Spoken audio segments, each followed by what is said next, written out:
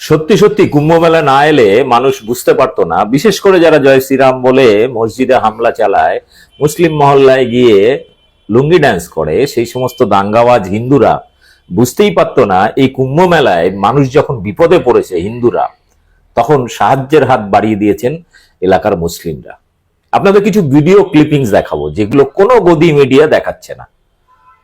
লজ্জা করা উচিত।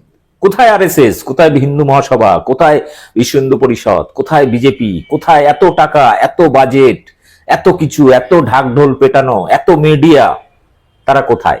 কেউ নেই।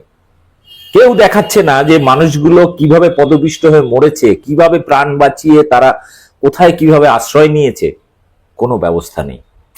কিভাবে মুসলিম মানুষ মসজিদ খুলে দিয়েছেন, নিজের বাড়ির দরজা খুলে দিয়েছেন, তাদের থাকা খাওয়ার ব্যবস্থা করছেন।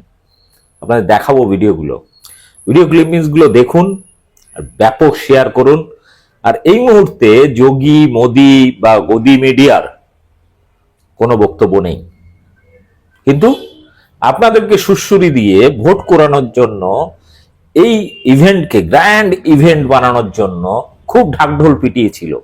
সেখানে হেভি ওয়েট অমিত শাহ বা বিভিন্ন শিল্পপতিরা ভিআইপি জোন তৈরি করে সেখানে তারা সুরক্ষার মধ্যে গিয়ে ডুবকি লাগিয়েছিল পুণ্য অর্জন করার জন্য। সেটাকে ঢাকঢোল করে পিটিয়ে প্রচার করেছিল আপনাকে ওখানে টেনে নিয়ে যাওয়ার জন্য এবং পায়ের নিচে পিষে মরার জন্য।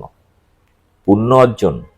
আবার আমরা দেখছি সেখানে পায়খানা করার ব্যবস্থা এমন নেই, লোকে ওপেন লোকজন রয়েছে তার মধ্যে পায়খানা করছে, পায়খানাগুলো ভেসে ভেসে যাচ্ছে, পুণ্যার্থীরা যখন ডুব দিয়ে উঠছে মুখের সামনে পায়খানা ভেসে আসছে।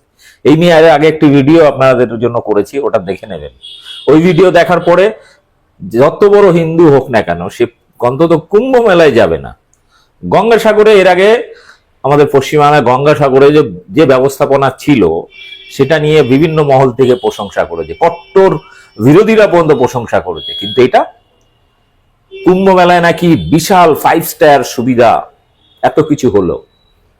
তারপর আপনাদেরকে মিডিয়া বলেছে যে একটি জায়গায় পদপিষ্টর ঘটনা ঘটেছে, একটা নয় দুটো জায়গায় ঘটেছে, এবং মৃতের সংখ্যা এখনো পর্যন্ত যে সমস্ত গ্রাউন্ড রিপোর্ট ওখান থেকে আসছে তাদের সংখ্যাটা 100 ছাড়িয়ে যেতে পারে বা 200 ছাড়িয়ে যেতে পারে। এখনো পর্যন্ত অজ্ঞাত বা চিহ্নিত হয়নি এরকম বহু লাশ, বডি হসপিটালে মর্গে পড়ে রয়েছে। পশ্চিমবাংলা থেকে যারা গেছিলেন তাদের মধ্যে অনেকেই মারা গেছেন, তাদের লাশ এসেছে কিন্তু সার্টিফিকেট দিচ্ছে না উত্তরপ্রদেশ সরকার। কারণ সার্টিফিকেট দিলে ক্ষতিপূরণ দিতে হবে, 15 লাখ 20 লাখ টাকা ক্ষতিপূরণ দিতে হবে সেইটা থেকে বাঁচার জন্য। কিন্তু এই কুম্ভ মেলা করে 2 লক্ষ কোটি টাকা ইনকাম করেছে, 2 লক্ষ কোটি টাকা ইনকাম করেছে যোগী সরকার। আপনারা গেছেন, সাধুদের পয়সা দিয়েছেন, আপনারা গেছেন নিজের গাড়ি ভাড়া খরচা করে, জীবন হাতে নিয়ে, আর এখন সেখান থেকে ফেরার ট্রেন নেই, ট্রেন ক্যান্সেল হয়ে যাচ্ছে, থাকার জায়গা নেই, খাওয়ার পয়সা নেই। এরা নাকি হিন্দু রাষ্ট্র করবে। এই যদি একটা কুম্ভ মেলার আয়োজন করতে গিয়ে লেজে গোবরে অবস্থা হয়, এত মানুষের প্রাণ যায়, তাহলে এরা হিন্দু রাষ্ট্র করে হিন্দুদের কি সুরক্ষা দেবে সেটা পরিষ্কার হয়ে গেছে। আর এখন মুসলিমদের সাহায্য নিতে হচ্ছে, লজ্জা থাকা উচিত।